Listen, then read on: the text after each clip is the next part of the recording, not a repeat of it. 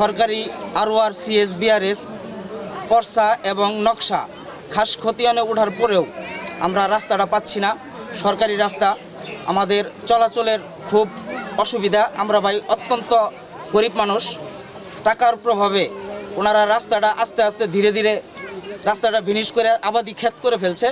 আমরা রাস্তাটা মানে চলাচল করতে পারতেছি না। আমাদের মসজিদ এদিকে, মাদ্রাসা এদিকে, বাজারে যাইতে হয় এদিক দিয়ে, স্কুলে যাইতে হয়। আমাদের অসুস্থ হইলে হসপিটালে যাইতে পারি না। এই একটা গাড়ি নিয়ে একটা মানুষ মারা গেলেও ওখান থেকে ভাই করা খুব ভাই মুশকিল।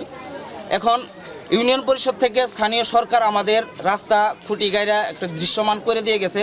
তারপরেও আমরা প্রভাবশালীর কারণে, হারুনুর রশিদ লিচু ওনার কারণে আমরা এই রাস্তাতে চলাফেরা করতে পারি না। আমাদের হুমকি দামকি দেয়, মারধর করতে চায় এবং কি 7 ধারা মামলায়ও আমাদের হয়রানি করিতেছে।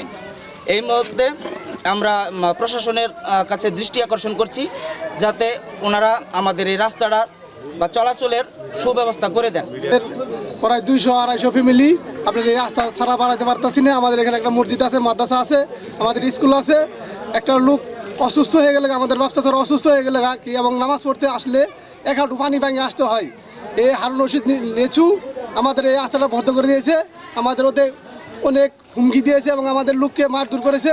হসপিটালে ভর্তি আসছিলাম এবং আমরা আপনার ডিসি সাহেবের সাথে কথাবার্তা বলছি। হারুনুর রশিদ লিচু তার অতিরিক্ত টাকা আছে, টাকা দিয়ে মানুষদের ঘুষ দিয়ে এই রাস্তাটা আপনার বন্ধ করার চেষ্টা করতেছে। আমরা রাস্তাটার জন্য সরকারের কাছে বিশেষভাবে আবেদন জানাতে চাচ্ছি। গাছ বাঁশের জ্বর সব কাটে কুটে ফালাই দিল, আমার বাড়ি ঘর ভাঙে দিল, পায়খানা নেপটু সব সরাই দিল, দিয়ে হায়রা শর্মা সাহেব আমার রাস্তা বার করে দিল। দেওয়ার পরে নেসু কোনো ভাই রাস্তা দেয় না।